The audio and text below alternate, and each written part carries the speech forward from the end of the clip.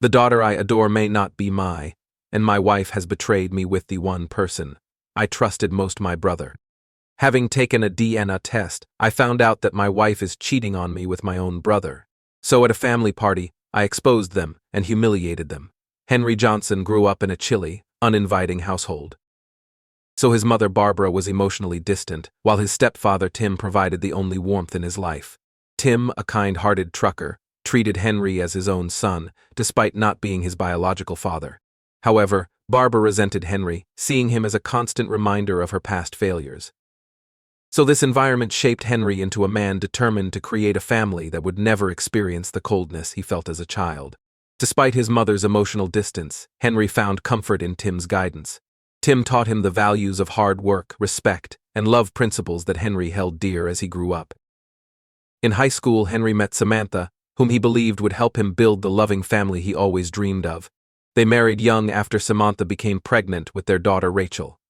Henry joined the army and later transitioned into a security career, all to provide the best life for his family.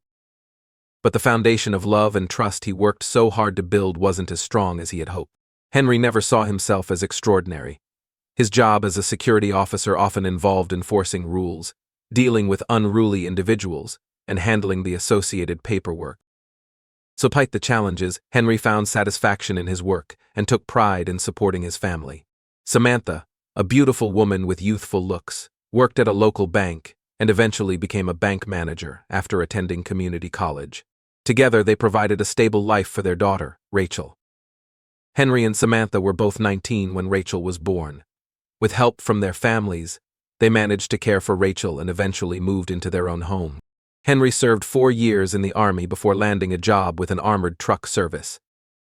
Over time, he worked his way up to become the regional director for a large, well-known security company in the Northeast. And meanwhile, Samantha's career at the bank brought additional financial stability to the family. Rachel, now 18, was once the center of Henry's world, but their relationship grew strained as she got older. Since turning 13, Rachel had become increasingly rude to Henry, a change that deeply hurt him. He chalked it up to typical teenage rebellion, but it felt different. One incident that stood out was when Rachel was 13 and Henry asked her to go to bed.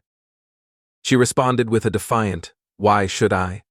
Another time at 15, she publicly embarrassed him by yelling, "The only embarrassing thing is being around you," when he asked her to change a revealing outfit at a neighborhood party. Her sweet 16 was particularly memorable for Henry. He worked tirelessly, pulling triple shifts and working back-to-back weeks, to save up for a down payment on a used 2015 Chevy Malibu for her birthday. Despite all his effort, Rachel's reaction was dismissive. "Gee, thanks I guess, Dad." Henry was hurt by her ingratitude, and though he managed to hold back his anger, the memory lingered. Later, Rachel allowed a boyfriend to drive the car, which ended in a crash that totaled it. Though Henry was relieved she was unharmed, seeing the wrecked car brought him to tears, as all his hard work seemed wasted. Henry often found himself alone in disciplining their daughter, as Samantha never supported him. She would only intervene to excuse Rachel's behavior and criticize Henry. After a long day of work, Henry was heading home, but found some comfort in knowing he had saved up to surprise Samantha with a trip to the Bahamas for their anniversary. They had planned this trip for years but never found the time. Henry loved his wife deeply and looked forward to surprising her. Driving home in his 2023 Chevrolet Camaro, Henry reminisced about how he, Samantha, and his friend would debate whether Ford or Dodge was better. Despite the challenges, he loved his wife and daughter and cherished his family. So as he approached his house, he reflected on the struggles he'd faced, but felt grateful for his family. But when he walked in, he saw Rachel coming down the stairs in a revealing outfit. Concerned, he asked, "Where are you going dressed like that?" Rachel, rolling her eyes, replied, "Going to the movies and then a house party in Greenville." "I told you." Henry, ignoring her attitude, responded, "You didn't mention a house party. If you had, I would have said no, and there's no way I'm letting you go out dressed like that. You're grounded." Rachel was outraged. "Grounded for what? My clothes," Henry calmly explained. "It's not just the clothes. You're grounded because you're failing math despite my warnings and for skipping school to hang out with friends. That's why." Rachel's anger boiled over and she spat. "You pathetic excuse of a man. Mom and I should have left you years ago." Without thinking, Henry backhanded Rachel, sending her onto the couch. Shocked by his own action, he stared at her with cold intensity. So he then spoke firmly. If you live under my roof, you follow my rules. I won't tolerate disrespect in my home. Do you understand? Terrified, Rachel nodded. Yes, sir. Good. So you're grounded for 3 weeks. Now go to your room. Afterward, Henry went to the fridge for a beer, bracing himself for the argument he knew would come with Samantha. After finishing his drink, he knocked on Rachel's door. Hearing her small voice, he entered and saw she had been crying. Despite everything, she was still his daughter, and he loved her. Honey, I'm sorry I slapped you. It shouldn't have happened, but when you called me a loser, something in me snapped.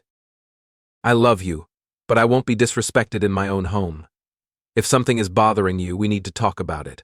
I'll always love you. Rachel, though still upset, didn't respond. Henry kissed her forehead and left the room. An hour later, Samantha sped into the driveway, furious. So the moment she walked in, she demanded, "Who the hell do you think you are slapping our baby like that, Henry?" Henry remained calm but firm. "Good evening, honey. Welcome home." "How was work today?" I asked, because you skipped greeting me as you often do lately. To answer your question, I'm her father, and while I love our daughter, I won't tolerate disrespect in the home I provide for our family. Samantha's eyes narrowed, irritated by Henry's firm stance. She took a breath and asked, "Rachel called me at work and said you slapped her. Is that true?" Henry read her expression before replying, "Yes, I did. I slapped her hard enough that she landed on the couch." She needed to understand that her behavior is unacceptable. Samantha was shocked, covering her mouth in disbelief. "So you're just going to slap our daughter around when she talks back?" Henry's anger grew, though he remained calm. "No, but I will discipline her when she disrespects us. Did she tell you why I slapped her? Or did you just take her word for it?" Samantha looked down, unable to respond. Henry continued, "She was dressed inappropriately for a party she never mentioned, and has been skipping school all week. Did you know that? The principal called me today, but you didn't check the missed calls or texts, did you?" Samantha admitted quietly, "No, I didn't. At least you admitted that, but that's not why I slapped her. I did it because she called me a stupid, pathetic excuse of a man and said you both should have left me years ago." Samantha was stunned. "She said that to you?" "Yes, our daughter said that to my face. This isn't the first time she's disrespected me, and you've always been there to shield her from the consequences. I'm not perfect, but I work hard for this family. I wake up at 4 a.m., work 60 hours a week, and handle endless complaints, contracts, and clients. Yet I still make time for every school event, every game, and I help with her homework. But when I discipline her for crossing a line, am the bad guy." Samantha was speechless, seeing the pain and anger in Henry's eyes as he spoke. He took a deep breath and said, "I'm going for a drive. I need to clear my head." He left, leaving Samantha stunned in the living room. Henry drove aimlessly, needing to escape. He felt like an ATM or doormat to his family, wondering how things had gone so wrong. Suddenly his phone rang. Expecting it to be Samantha or Rachel, he saw it was his mother. So he answered, only to be met with her angry voice. "So what in the hell is wrong with you?" "Hi, Mom. Don't hi mom me," Samantha and Rachel just called. "They said you struck Rachel and cursed out Samantha. Have you lost your mind?" "No, Mom. Just my patience with them." With that, Henry hung up. Henry loved his mother to a point, but their relationship was strained. Linda had always been cold, never showing him love or compassion. His father had abandoned them when Henry was born, and Linda made it clear that she believed Henry was no good, just like his father. There was no nurturing bond between them, and she never hesitated to remind him of her low opinion of him. So Henry's life changed when his mother met Tim Johnson when Henry was 1. Tim was a beacon of love for both Henry and Linda. Tim treated Henry as his own, teaching him life lessons, and even defending him when Linda was too harsh. Although Linda never showed Henry much love, the abuse eventually stopped, and they merely tolerated each other. Tim loved Henry so much that Henry took his last name after Linda, and Tim married. So they had a son, Paul, who became the golden child in Linda's eyes. Paul often used Henry to get out of trouble, and took everything from him: friends, allowance, and affection. So only Tim treated both boys equally, loving and disciplining them fairly. Henry eventually grew distant, speaking mainly to Tim. When Henry's daughter Rachel was born, Tim was the only family member who supported both Henry and Samantha. Paul even tried to flirt with Samantha when Henry wasn't around, but Tim put a stop to it. Until his end of life, Tim's will surprised everyone, splitting 600,000 equally between Henry and Paul when they turned 24. Paul resented Henry for this, feeling entitled to the entire fortune because he was the biological son. Henry used his share to buy a house for his family after leaving the military. Returning to the present, Henry knew he had to go home. After watching the sunset at an old drive-in, he headed back. When he arrived, Samantha was waiting. She apologized for not considering his feelings about Rachel and admitted she often sided with their daughter, making Henry look like the bad guy. Henry smiled. "That's all I ask, honey. I love you and Rachel. You are my world. Just have my back and give me the respect I give you." Samantha responded, "I love you too, Henry." They kissed, and Henry pulled out 2 first-class tickets to the Bahamas, revealing his surprise anniversary trip. Overjoyed, Samantha jumped into his arms, kissing him non-stop. In the days that followed, things improved in the Johnson household. Samantha stopped undermining Henry and respected his role as the head of the family. Although Rachel still wasn't speaking much to Henry, her attitude improved. She stopped skipping school, and her grades began to recover. So even Henry's mother eased up on her nagging calls. Henry noticed his brother Paul visiting more often, which seemed to lift Rachel's spirits, but otherwise, things were going well. One day, while cleaning the house before their trip, Henry and Samantha were organizing the garage and attic. Rachel was upset about being left out of the trip, but kept her feelings to herself after their recent conflict. While working in the attic, Henry came across old photo albums, sparking nostalgia as he looked through childhood photos, wedding pictures, and memories of Rachel growing up. Just as he was about to put the photos away, he found a plastic bag containing a bundle of letters in a large brown envelope. As he read the contents, his heart sank and his world shattered. The letter Henry found devastated him. "My dearest love, Paul, last night was magical. I've never felt anything like it. Your touch is like an artist creating a masterpiece, nothing compared to Henry. So I just want you in my arms. Yours always, Samantha." Henry was crushed, realizing Samantha had been in love with Paul all along. "I've been married to her for over 20 years and she does this to me," he whispered as his world crumbled. He found more letters from Paul expressing love for Samantha and hinting at their affair, even mentioning that Rachel had Samantha's eyes. Then Henry discovered a DNA test proving Rachel wasn't his biological daughter. He felt betrayed and numb, wondering if his entire family knew the truth. Henry decided he needed proof. He took a hair sample from Rachel's comb for a DNA test, determined to uncover the full truth. He gathered himself, suppressing his rage, and planned his next steps. And when he left the attic, he ran into Samantha, who asked where he was going. Henry controlled his anger and calmly lied, saying he needed supplies for the attic and would pick up dinner. So once out of the house, Henry called Martin Davis, a trusted private investigator who worked for his company. Martin was a former police officer who had left the force after a near-fatal ambush, dedicating his skills to private investigations instead. So when Henry arrived at the office, Martin immediately sensed something was wrong. Henry broke down, explaining everything. So Martin, who had a personal connection to a similar situation, was furious. He remembered a friend who had discovered his daughter wasn't his and lost everything in the fallout, leading to a tragic courtroom incident. Seeing Henry in such pain brought back those memories, and Martin took the situation personally, determined to help Henry get to the bottom of it. Henry, wiping his tears, stood up. "First, I need to confirm if Rachel is my daughter." He pulled out the bag with her hair. "Depending on the results, we'll decide what to do next. Second, I want to destroy them, not illegally, but in a way that makes them feel the pain and humiliation I'm experiencing." Martin smiled. "Let's get to work." He showed Henry a room full of surveillance equipment. "This is all legal, as long as it's used on your property or devices in your name. I'll need your permission to install everything." Henry agreed, signing the paperwork. "I'll get the cameras in place when no one else is home. You don't need to know where they are, just trust me, they'll capture everything. I respect what you do, Henry, and I understand your pain." Feeling supported, Henry nodded. Martin also gave him the address of a DNA testing lab nearby, suggesting he could drop off the sample that day. So determined, Henry agreed. "Let's get this started." After leaving Martin's office, Henry called his lawyer and best friend Chris Darwin. "Chris, I need to see you." Something serious has happened. Meet me at my office in an hour, Chris replied. When Henry arrived, Chris was shocked by his friend's appearance. What happened, Henry? So is Samantha and Rachel okay? Henry broke down recounting the day's events. Chris was furious on Henry's behalf. They won't get away with this. Legally, you can monitor anything on your property or devices in your name. So we'll access any deleted files and use everything you've gathered. The law is on your side if we prove infidelity, especially with the new state laws protecting the assets of the cheated party. Seeing his friend's despair, Chris added, I can't imagine what you're going through, but you need to protect yourself now.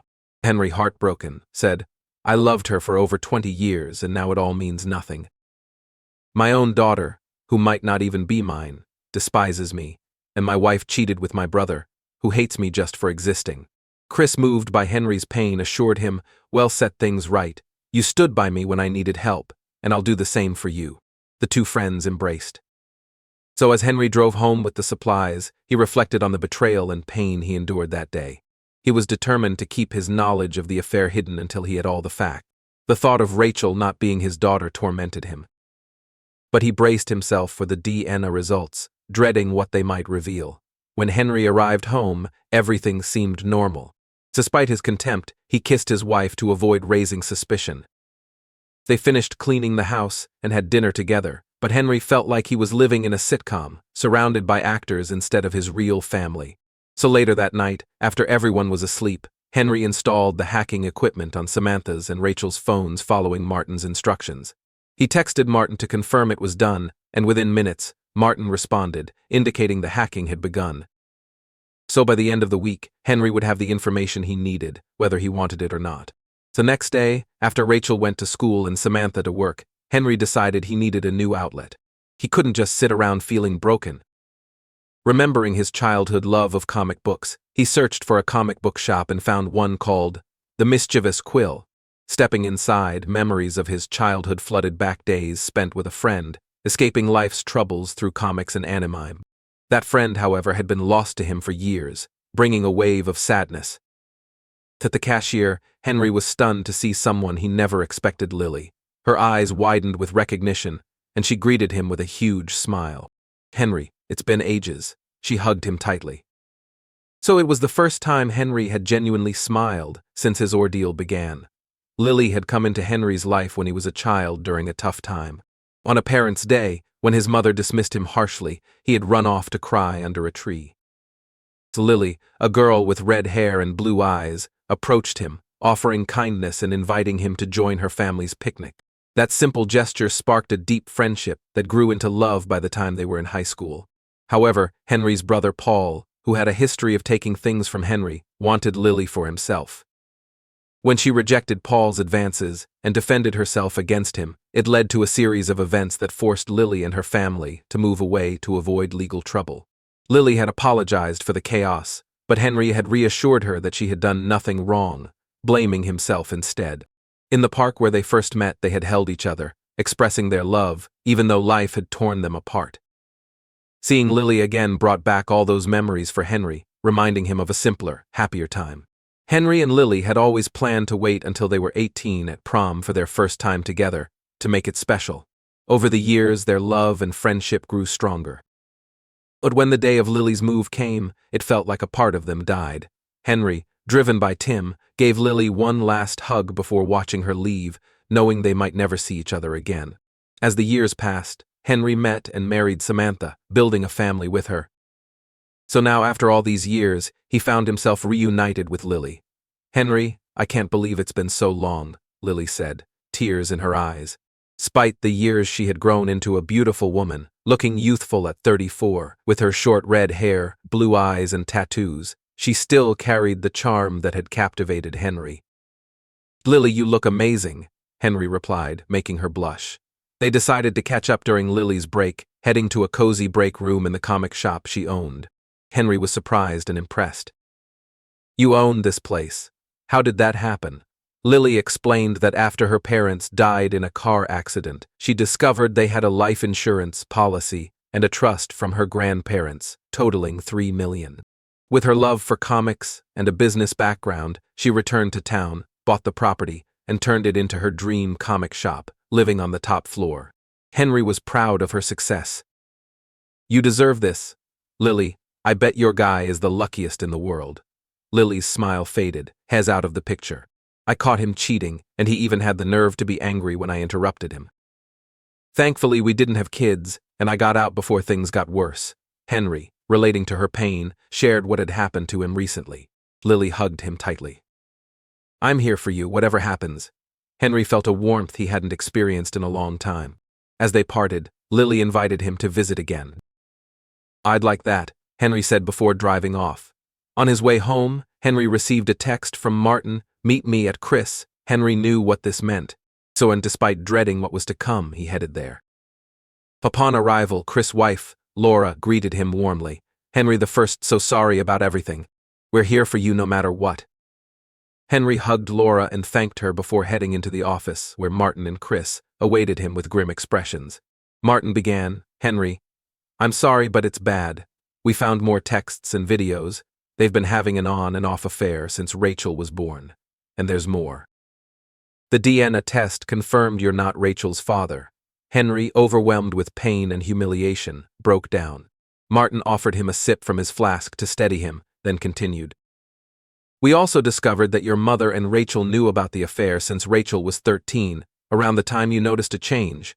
Henry's heart broke as he read the document chats between Rachel and his mother expressing their hatred for him, their enjoyment of living off him, and plans to divorce him after Rachel graduated. They even discussed moving Paul into the house Henry paid for, and how his mother wished he had died instead of Tim. In shock, Henry muttered, "How could my own family hate me so much?" Chris and Laura offered comfort, with Laura reminding him, "Family isn't about blood, it's about actions. You saved Chris and me years ago, and you've been our family ever since. We love you and will always be here for you." Henry resolved, told Chris, "We go scorched earth." Chris nodded, "How do you want the paperwork sent?" Henry decided, "I'll deliver it to Samantha myself. She's expecting a surprise and shall get one when she and Rachel come home." "So I used to love my daughter, but now I can't even stand to hear her name," Chris agreed, asking about Paul. "So I want him to get some bad news while he's at work," Henry replied. Chris smiled at the plan. "Consider it done." Henry then added, "I want something special for my mother. I'll deliver the divorce papers myself during Rachel's party in front of everyone. I want them all to see that Paul isn't the golden child they thought he was." Chris, initially surprised, supported the idea. "I am on board." Henry maintained his composure, planning to keep up appearances until their anniversary trip. He'll confront Samantha then, and decide what to do after. Everyone agreed, and Laura reminded him, "We love you, and are here for you." On the day of the trip, Henry maintained the facade. The night before, Samantha initiated closeness, and Henry responded with aggression, treating her without affection. And afterward, Samantha, satisfied but shocked, asked, "What's gotten into you?" Henry coldly replied, "Just something I needed to get out of my system." So they prepared to leave. Paul and their mother, Janet, arrived. Paul smirked, making a comment about Rachel that nearly drove Henry to violence. Especially when Paul hugged Samantha inappropriately. Henry restrained himself, knowing he needed to keep the element of surprise. He avoided his mother, knowing any interaction might raise suspicion. After loading the Camaro, they headed to the airport. As Henry gazed out at the island below, hearing the captain announce their landing, he thought about how he would confront Samantha, and whether she would be honest with him. He planned to maintain the facade of a loving husband until then, hoping she would at least tell him the truth. The resort, called the Hidden Pearl, was stunning, with beautiful views, luxurious amenities, and perfect settings for couples. Knowing this trip marked the end of his marriage, Henry decided to make the most of it. He and Samantha enjoyed their time exploring trails, beaches, and nightclubs. On the second night, Samantha seemed happier than ever, and though Henry didn't love her anymore, he decided to be with her one last time. He used her for his own pleasure, feeling nothing, and resolved that it would be the last time. The next morning, Henry woke up and gently nudged Samantha awake. So they cleaned up and went to breakfast. As they ate, Samantha said, "Henry, this trip has been amazing. I love you. And when we get home, things will be different." Henry calmly responded, "Samantha, on that we agree." He then pulled out a bundle from a Ziploc bag and placed it on the table. Samantha's face turned white. "So where did you find these?" "In the attic the day after you said you loved me," Henry replied. Samantha, realizing her nearly 20-year marriage was falling apart, began to cry. I can explain. It was a mistake. Henry laughed bitterly. A mistake? Forgetting something at home is a mistake. Cheating and having your husband raise another man's child is a choice. At least own up to it. Through her tears, Samantha explained, it started a year after we began dating. We had an argument and I was upset. Paul came over, comforted me, and we ended up having sex. It was supposed to be just once, but it continued on and off for years. And I never meant to hurt you, Henry. I love you. No, don't say that. You lost the right to use that word with me. Love requires loyalty and respect, which you clearly lack. Samantha cried harder, knowing she deserved his anger. Henry continued, I saw the DNA test. I know Rachel isn't mine, Samantha gasped, and Henry continued, his voice harsh. So not only did you betray me with my brother, but you made me raise his child, who treated me like dirt. Who is her father? Henry already knew the answer but wanted to see if Samantha had any dignity left to be honest with him. So despite everything, a part of him still loved her, but he couldn't stay in a marriage built on lies. Henry asked, his voice cold and demanding, what is his name, Samantha? Samantha hesitated before replying, I can't tell you. I'm sorry. Henry didn't respond, just stared at her with a blank expression. He put money down for their drinks, canceled the meal, and walked away without a word. Samantha ran after him, but he ignored her. Back at the hotel, Henry started packing without speaking to her. Realizing he was done with her, Samantha packed as well. Henry caught an earlier flight, leaving Samantha to arrive home 2 hours later. So when Henry got home, he found Paul waiting with a smug grin. Before Paul could speak, Henry confronted him. I know everything about you and Samantha. Get out of my house before I smash your face into my coffee table. Terrified, Paul left immediately. Henry then moved his belongings from the master bedroom to the basement, which he had previously set up as a guest apartment. Samantha watched, realizing too late that her actions had likely ended their marriage. The next day, Henry met with Martin, Chris, and Laura to discuss the trip and his next steps. He instructed them to prepare everything for Rachel's 18th birthday party at the Grand Eagle Hotel. Martin would serve as Henry's personal security that night. Martin revealed more dirt on Paul, including sexual harassment claims and shady business practices. He assured Henry that the women were ready to testify against Paul. Impressed, Henry suggested a promotion for Martin, which brought some lightness to the meeting. But as Henry left, his resolve hardened. He was done shedding tears. Now he had a purpose. Knowing Rachel was out with his mother and Paul, Henry waited for their return, sitting in the living room with a glass of brandy. When Rachel arrived, she sneered, finally, I can leave that loser in this dump. Samantha tried to correct her. That loser loves you and raised you, show sure. Here's the continuation. Show some respect, Samantha tried to correct Rachel. Rachel rolled her eyes and replied, oh please, you've been with my real dad since I was born. It's too late for respect. That loser kept me from Ronnie, and I hate him for it. From the shadows, Henry spoke up. Rachel, why don't you tell me how you really feel? Both women froze in terror as they realized Henry had overheard everything. Henry, it's not what you think, Samantha tried to explain.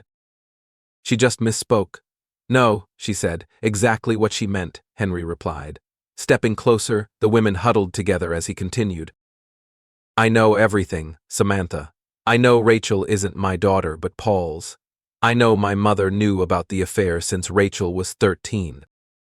You told Rachel I was having an affair and that Paul was comforting you, all to cover up your own shame. So infant to Rachel, I don't know what I did to make you hate me, Rachel. So I loved you with all my heart. I was there for you when Tommy broke up with you, when you were sick, when you started school. So I promised to protect you and show you love, unlike what I experienced from my mother. Rachel began to cry as Henry continued. When you were in that car accident, all I cared about was getting to you, hoping you weren't hurt. Henry then looked at Samantha and asked coldly, did you and Paul laugh every time you took him to our bed? Samantha went pale. Before she could respond, Henry added, I have video evidence. He turned on the TV to show footage of Samantha and Paul together in their marital bed. You spied on me? Samantha asked, irritated. Are you seriously upset that I recorded you cheating in our bed? Henry shot back. Samantha stammered. I can explain. We can work through this. Oh God, no. Henry cut her off. This wasn't a mistake, Samantha. It was a choice over and over again. You slept with my brother, had his child, and made me raise her as mine. Rachel flinched at Henry's cold words. Henry finished his drink, washed the glass, and reflected on how his marriage was going down the drain. As he put on his jacket and headed for the door, Samantha yelled, "Where are you going? So we need to talk." "This is a family." Henry scoffed. "What family? Did you not hear what I just said? So I'm leaving because I can't stand the sight of either of you." He slammed the door and drove off, needing to escape at 10 p.m. He didn't want to go to a bar, he wanted to be with a friend. He knew just where to go. Lily was at home with her 2 new German Shepherd puppies, Lady and Gunner. She had always wanted to be a mother, but bad relationships had left her alone. These puppies were now her companions. From when she heard her buzzer, she saw Henry on the door camera and let him inside. So when Henry arrived, he was heartbroken. Without saying a word, he held on to Lily and cried, finally releasing all the pain and anguish he had been holding in his family's betrayal, the discovery of the affair, and the heartbreak of it all. So Lily comforted Henry as she had done years ago, holding him as he cried without any shame. She gently stroked his head and whispered, "It's okay, honey. I'm here."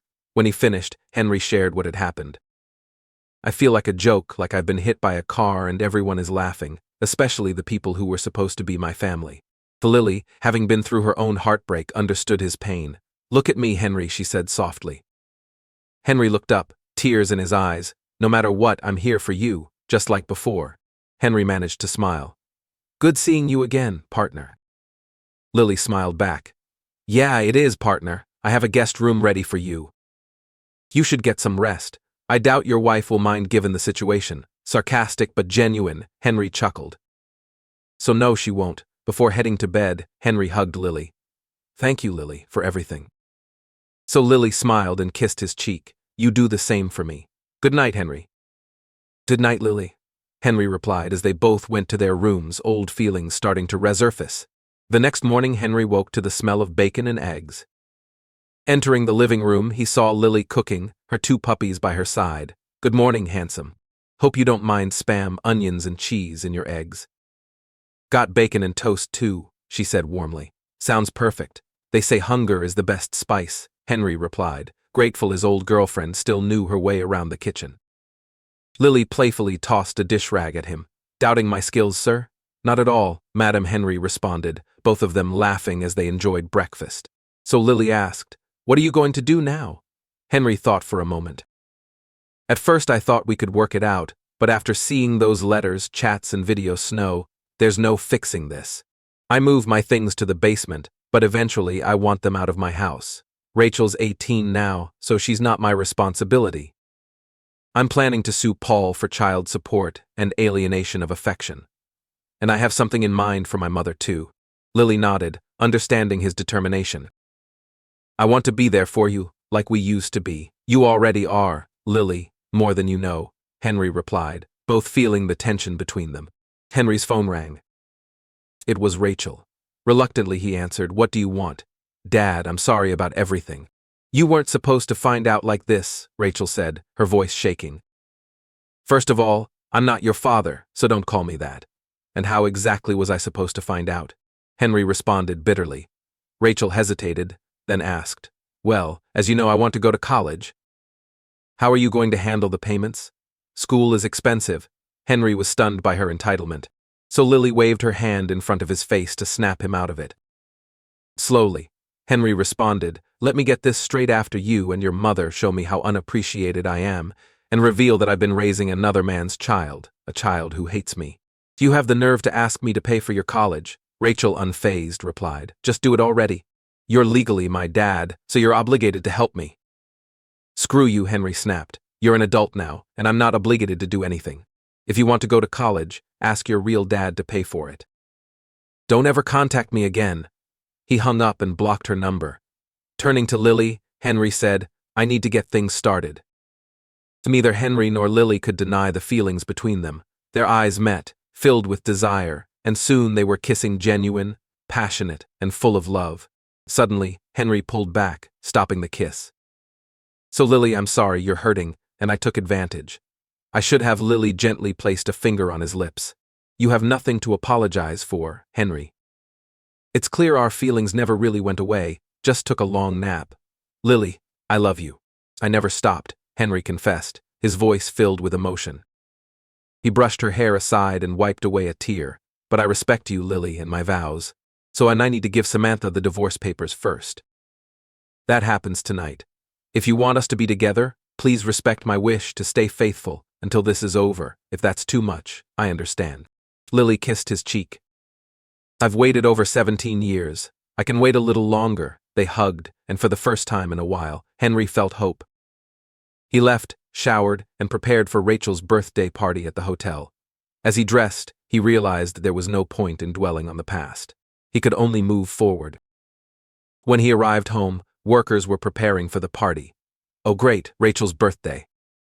Just what I needed, he thought. His phone rang, and seeing the caller ID, Henry sneered. He thought about ignoring it, but remembered his phone was tapped for evidence. You piece of crap. What have you done? Paul's voice screamed through the phone. Henry played dumb. Hello, Paul. What are you talking about? Don't play dumb. I got called into HR today. OSHA and the Department of Labor were there with my supervisor. 3 women filed complaints against me, and this time it stuck. I'm suspended. This isn't supposed to happen, Paul ranted. Henry's voice turned cold. If by fun you mean harassing them, then this is exactly what should happen. Paul paused, realizing he had revealed too much. His tone became venomous. Who the hell do you think you are? So I'm your brother, Paul. I'm the guy whose wife you screwed. How could you do that to me? You've hated me my whole life. So why? Paul continued coldly. So you were born. Dad loved you, even though you weren't his. That time with him should have been mine. You were perfect, good grades, friends. I was just your little brother. So when I had the chance to take Samantha, I did. I made her feel alive while you were focused on your own life. We had sex while you were in boot camp, and I laughed at turning you into a loser. His voice filled with arrogance. Paul added, I don't know how you messed with my job, but if I get fired, I'll liquidate you. So understand? Henry smiled, grateful for the recorded evidence. I hear you loud and clear, Paul. Paul tried to regain control. Good. Now you'll go to the party with Samantha and Rachel. You'll play the happy husband and keep up appearances. Do we understand each other, Crystal? Henry replied calmly. Paul hung up, thinking he'd intimidated his brother, but Henry laughed, knowing Paul had just handed him enough evidence to press serious charges, including parental fraud and alienation of affection. Initially, Henry planned to skip the party, but now he saw an opportunity. Time to show the world my loving and caring family, he thought with a smile. Henry arrived at the hotel in his freshly polished Camaro, handing the keys to a valet who admired the car. Henry joked, careful with the drool. I just had it waxed. The valet, embarrassed, started to apologize, but Henry gave him a 100 tip. It is a nice car. Thanks for appreciating it. Can you park it close to the exit? I don't think I'll be staying long. The young valet smiled and agreed to Henry's request. Inside, Henry found the ballroom to be extravagant, with a beautiful sculpture in the center and a bar nearby. Waiters served drinks to those over 21, identified by purple bracelets, while a DJ played music for the dancing crowd. Henry had to admit it was an impressive setup. He soon spotted his lawyer Chris and his PI, Martin. Martin blended in by wearing maintenance clothes, while Chris was dressed in a sharp suit. Henry briefed them on the situation and instructed them to set up the equipment. So if anyone asks, you're just part of the staff, he said. Guests began to arrive, including Samantha, Rachel, and his mother Janet.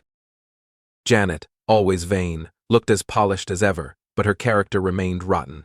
When she saw Henry, she sneered, so you finally came to your senses and showed up for Rachel's special day. At least you did something right. Henry ignored her and mingled with the other guests, which included Rachel's friends, her boyfriend, relatives, and even his grandfather. His grandfather, though in his 80s, still commanded respect, especially from Janet, who was on her best behavior around him. The party went smoothly, with dancing, drinks, and lively conversation. When it was time for birthday speeches, Paul arrived just in time, smirking at Henry as he passed by. Samantha avoided Henry, clearly ashamed, while his mother looked at him with disdain as usual. As Rachel began her speech, she glanced at Henry with clear disdain. Good evening, everyone. Thank you for coming. Applause followed and Henry took a sip of his drink. Martin leaned in and whispered, "Everything's ready. So nice move making this an 18 and up party."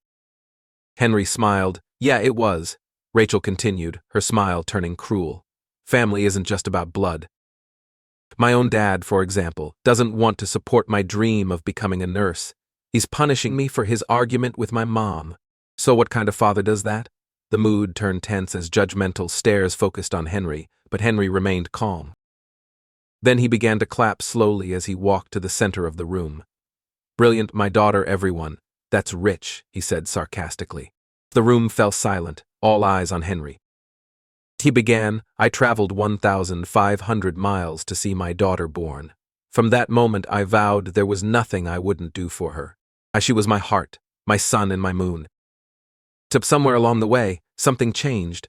Henry then revealed a remote and played a projector displaying messages that exposed Rachel's knowledge that Henry wasn't her father, her manipulation, and her role in hiding her mother's affair with Paul. The screen showed how she called Paul daddy and mocked Henry behind his back. Rachel was horrified. And now Henry continued, "Let's talk about my wife. I loved her since high school, gave her everything. But while I was serving our country, she was having an affair with my brother." Henry played a video showing his wife and brother having sex in their marital bed with his brother mocking him during the act. He also displayed chat logs and videos revealing their plans to drain his funds and kick him out of his own home through divorce. So they openly professed their love for each other, treating Henry as a mere inconvenience. Samantha screamed in shock and shame when she saw the evidence. Henry walked over to her and handed her a vanilla envelope. "I want to divorce Samantha," he said coldly. "I sold the house too. It's in my name, and since we're in an at-fault state, you have no say.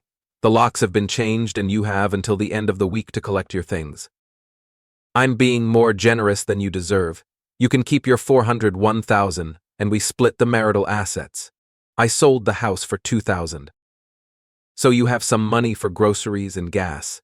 I want nothing to do with a place filled with lies and I want nothing to do with you. So what you did was selfish and cruel. You let my brother screw you and had me raise his daughter who took joy in being cruel to me." Henry's voice hardened. "If you fight me, I'll destroy you with the evidence I've shown and more that I haven't. You'll lose everything and Paul will have to sell you off to make rent. Maybe your daughter can wash dishes while you sell yourself to get by." So you promiscuous Samantha fled the ballroom in embarrassment with her daughter following. Henry continued to address the stunned crowd. "Now let's talk about my blood-related family," he said. Rachel was right. "Till blood doesn't make you family. Meet my brother Paul. Besides being a wife-stealing dirtbag, let's start from the beginning. I'm a year older than Paul. I was raised by a man named Tim Johnson," Henry said as photos of Tim filled the screen. "He's the only one in my family who truly loved me. So my biological father left before I was born. Tim raised me as his own, and am who I am today because of him. So then Paul was born. I don't know why he hated me so much or why he betrayed me by having me raise his child, but I'll let him explain." Henry then played the recording of his earlier conversation with Paul, revealing Paul's jealousy, his wish for Henry's death, and his belief that Henry had no right to their father's love or money. Paul even threatened to eliminate Henry. Henry turned to his brother. "You don't need to worry about being my brother anymore, because as far as I'm concerned, you were dead to me the moment I found out you were screwing my wife." Paul lunged at Henry, but Henry ducked and knocked him with a strong punch to the ribs, causing Paul to collapse.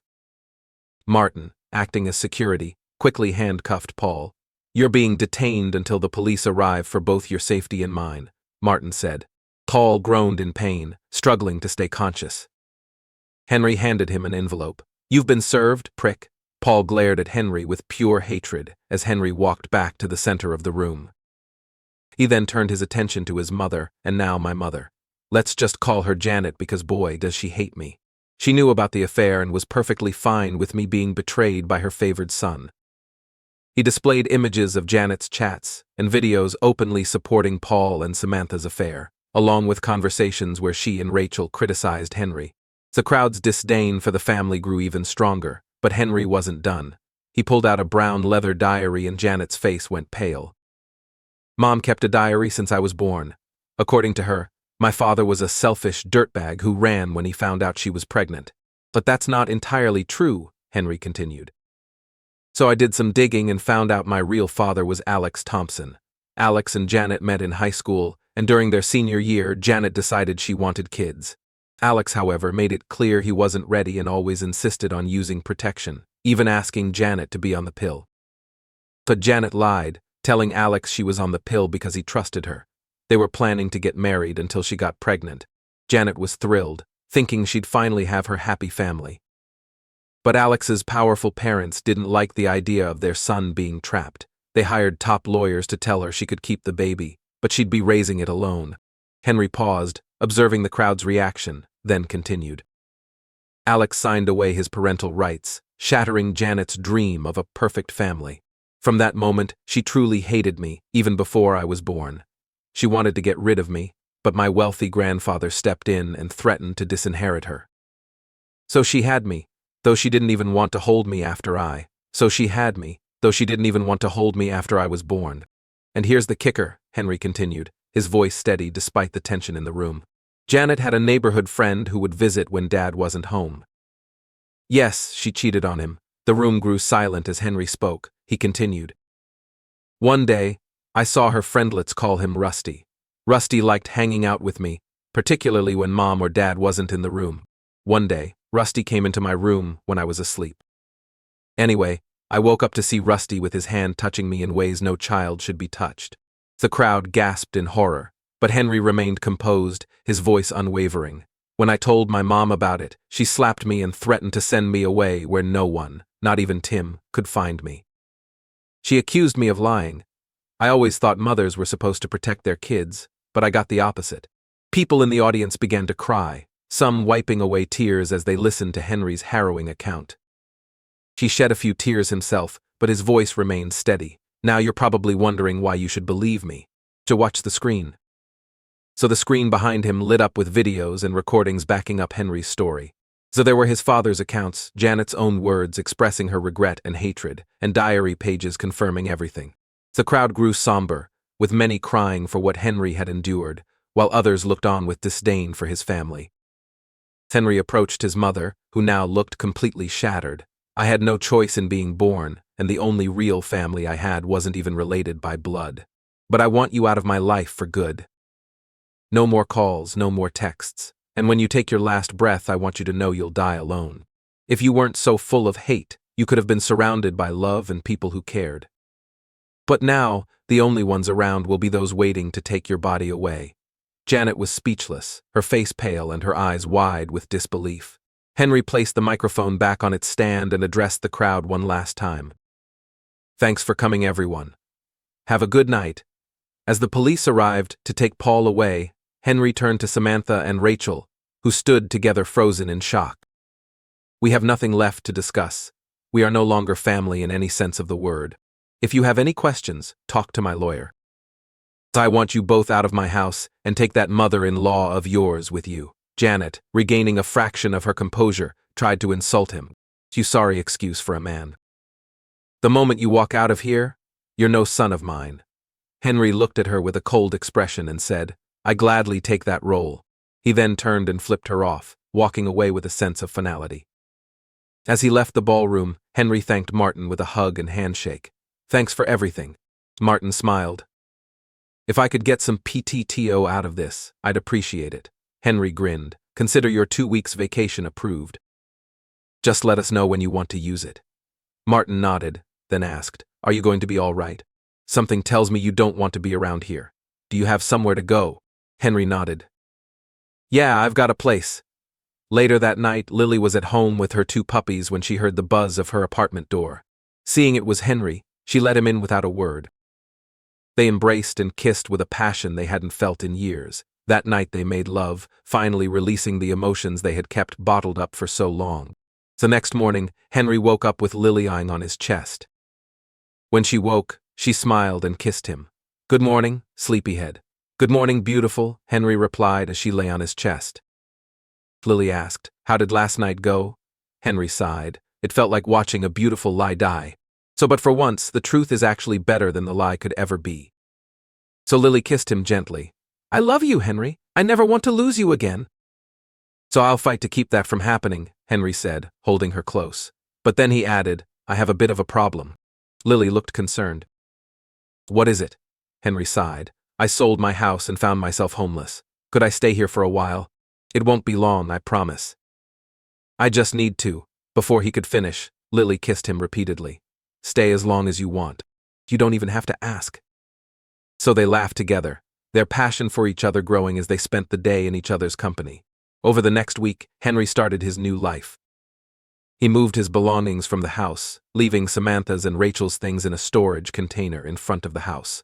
So one day on his way back to Lily's from work, Henry got a call from Chris. Henry, it's Samantha. She says she'll sign whatever you want, no questions asked, but she insists on speaking to you first. Henry thought it over. He didn't really need Samantha's cooperation. He could crush her in the divorce, and his threats weren't empty. But he realized he just wanted her out of his life completely. He wanted to start fresh with Lily, the love he thought he'd lost long ago. Still in his 30s, he wanted to spend his time with someone who loved and respected him, and he wanted to do it right. "So, okay, Chris, let me know when and where to meet her." The next day, Henry met with Chris in his office. Samantha and her lawyer were ready to sign the papers. Despite her lawyer's objections, Samantha agreed to sign if she could speak to Henry first.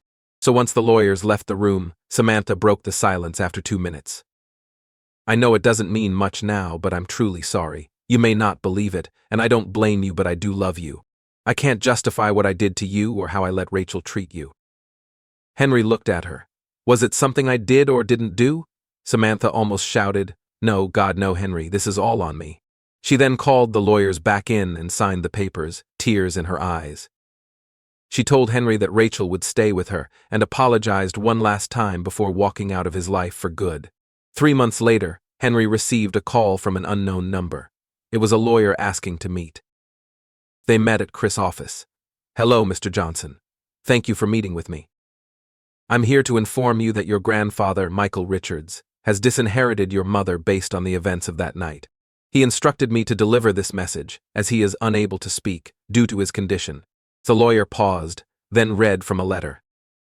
"My dear grandson, I'm so sorry I didn't protect you from what you went through. I was angry with your mother, but I had no idea you suffered so much. She kept me from you. And that stopped us from building a stronger bond. I'm leaving you my trust of 500 million. Use it wisely to build rather than destroy. Your mother was once entitled to it, but given recent events, I'm giving you her share as well. I wish we could have gone fishing one last time. Those moments were some of the best of my life. And I thank you for them. I was proud of you the day you wore the same uniform as I did, and the day you provided for what you believed was your family. May this gift help you start a new chapter with a real family. So I love you, Henry Johnson, and I'm proud of the man you've become. Sincerely, your old man." Henry shed tears, not because of the money, but because someone other than team of blood relative truly loved him. He had thought his grandfather stopped seeing him because he didn't care, but it was his mother who had kept them apart. She shared the news with Lily, who was happy for him, but then she surprised him. "So we're getting you a prenup as soon as possible," she said. "If we get married," Henry was about to respond, but she held up her hand. "Henry, I love you, and I know you love me, but you deserve someone trustworthy and loyal. Let me do this to show you I'm in love with my soulmate, not his wallet." Henry smiled. "Okay, beautiful, but I picked the dinner on our honeymoon." Lily kissed him. "Deal."